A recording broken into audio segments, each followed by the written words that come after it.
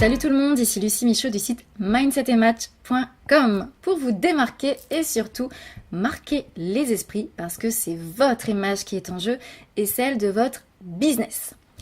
Aujourd'hui, je voudrais parler de la notion de responsabilité. C'est un blocage chez beaucoup de personnes, qu'on soit salarié, qu'on soit entrepreneur. Cette notion de responsabilité en fait fuir plus d'un. Si c'est votre cas, c'est normal. Maintenant, le but du jeu de cette vidéo, c'est de comprendre pourquoi cette responsabilité fait peur. Prendre des responsabilités, avoir la responsabilité de quelque chose, c'est vrai que ça fait peur. Ça en fait fuir plus d'un, comme je vous l'ai dit. Donc, je vous ai noté des questions aujourd'hui parce que c'est une vidéo qui va interroger. Donc, je vais vous poser une dizaine de questions. Vous seul avez les réponses, il n'y a pas de bonne ou de mauvaise réponse. C'est vraiment pour palper ce que la notion de responsabilité signifie chez vous. Parce que d'une personne à une autre, ça va résonner différemment. Et d'ailleurs, est-ce que vous saviez qu'il y avait un lien en fait entre l'estime de soi et la responsabilité? Il a été prouvé que moins on a d'estime pour soi, moins on a de confiance en nous, plus il est difficile d'accepter de prendre des responsabilités. On a tendance à fuir. Pourquoi ? Parce qu'en fait, la confiance en soi, c'est quoi ? C'est de se prouver à nous-mêmes que nous sommes capables de certaines choses. Donc, c'est nos capacités. Si on ne se sent pas capable, du coup, on a tendance à se sous-estimer. Et si on se sous-estime, on aura du mal à prendre des responsabilités, à être responsable de quelque chose. Alors que si on gonfle notre confiance en nous, ça veut dire qu'on se sent capable de plein de choses. Donc, notre estime en prend un coup et ça veut dire qu'on peut prendre les responsabilités à bras le corps, puisque on sera complètement à l'aise et on verra la responsabilité comme un challenge en fait, et non comme un fardeau. Donc voilà, donc je vais vous poser toutes ces questions pour s'attaquer à ces blocages si vous en avez. Parce que voilà, ces questions sont vraiment là pour vous débloquer ou en tout cas pour comprendre des choses sur vous-même et cette notion de responsabilité. Aujourd'hui, moi j'ai plusieurs de mes clients qui ont un problème avec cette notion de responsabilité. C'est tout à fait normal. Par contre, maintenant, il faut se servir de cette prise de conscience pour changer les choses et en tout cas avancer en étant aligné. Alors la première question, attention, c'est qu'est-ce que vous attendez de votre activité ou de votre travail en dehors de votre salaire ou de votre chiffre d'affaires. Donc, en dehors de tout ce qui est financier, qu'est-ce que vous attendez de votre travail ou de votre activité, de votre business? Ça, c'est la première question. Je vais vous les noter en dessous de la vidéo, ne vous inquiétez pas. Deuxième question. Qu'est-ce que signifie pour vous être responsable? Parce que chacun d'entre nous a une définition propre à lui. Pour des personnes, ça va sonner de façon extrêmement positive. Pour d'autres, ça va être très très négatif. Pour certains, en fait, prendre des responsabilités, avoir des responsabilités, comme je vous l'ai dit, c'est un challenge, c'est quelque chose de qui va améliorer l'estime. C'est valorisant pour certaines personnes. Et pour d'autres, on va se dire, oh non, non, moi je ne veux pas être responsable, je ne veux pas de ça, et je préfère que ce soit quelqu'un d'autre parce que je ne me sens pas capable. Donc voilà, ça va résonner plutôt négatif. Donc, qu'est-ce que signifie pour vous être responsable?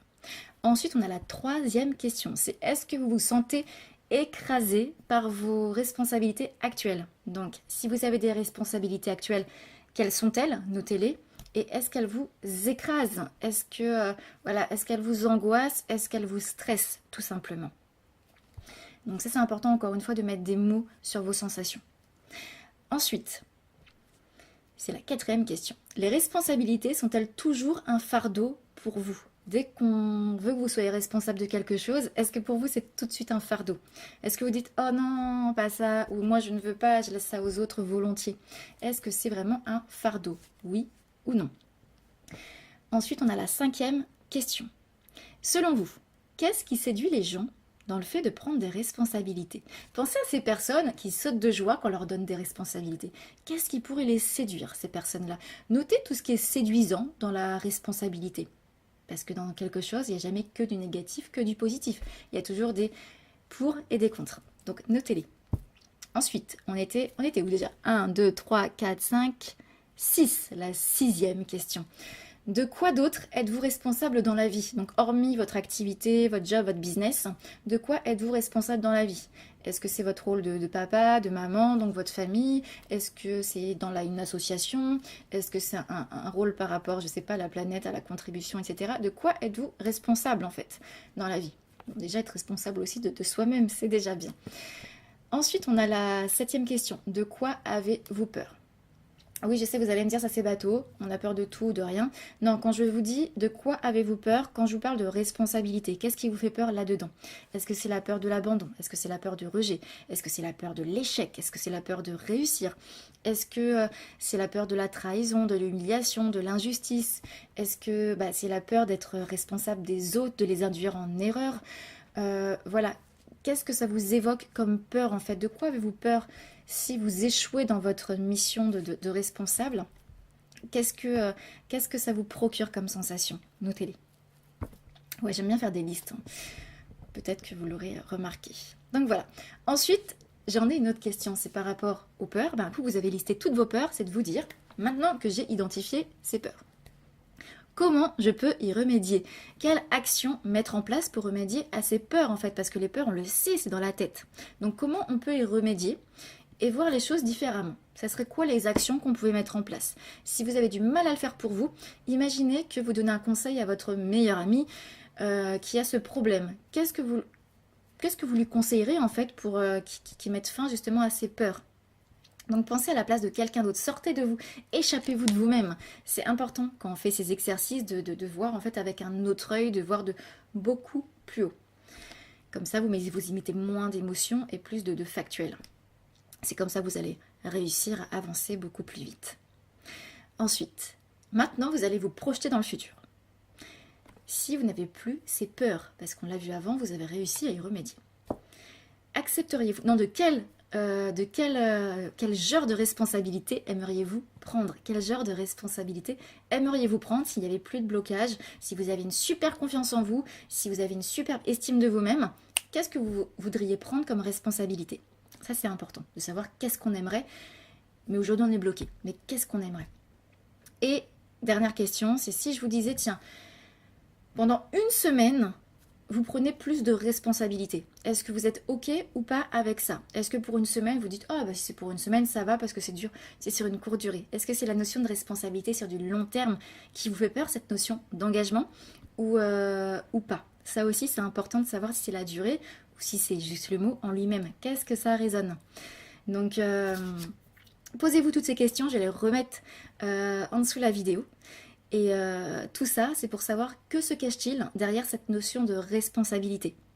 Qu'est-ce que se cache derrière cette notion de responsabilité? Qu'est-ce qui résonne en fait en vous? Et est-ce qu'il y a des déclencheurs? Peut-être c'est dû aussi à votre passé, peut-être qu'un jour vous avez été responsable, ça s'est mal passé, votre cerveau en fait a gardé ce souvenir un petit peu douloureux et du coup ne veut pas répéter ces schémas, donc il va esquiver et être plutôt dans la fuite, alors que ce qui s'est passé une fois ne va pas forcément arriver toute la vie. Donc voilà, donc pensez à ce qui se cache derrière cette notion de responsabilité, parce que la responsabilité, souvent, c'est une perception qui est propre à chacun. Maintenant, j'ai une dernière question pour faire cette petite conclusion. Et pour vous, en fait, est-ce qu'il y a une différence entre avoir des responsabilités et être responsable? Donc, il y a deux notions. Avoir des responsabilités, être responsable. Pour vous, est-ce que c'est la même chose ou est-ce qu'il y a un terme qui résonne différemment? Est-ce qu'il y en a un des deux qui résonne positivement et l'autre négativement? Vous pouvez me mettre ça en commentaire, je serais ravie d'en débattre avec vous et peut-être d'échanger un peu plus et on pourra faire aussi de nouvelles vidéos. Donc voilà, si ça vous a plu, vous pouvez liker et vous abonner. Sinon, je vous dis à bientôt dans une prochaine vidéo et je vous souhaite une excellente journée. Ciao!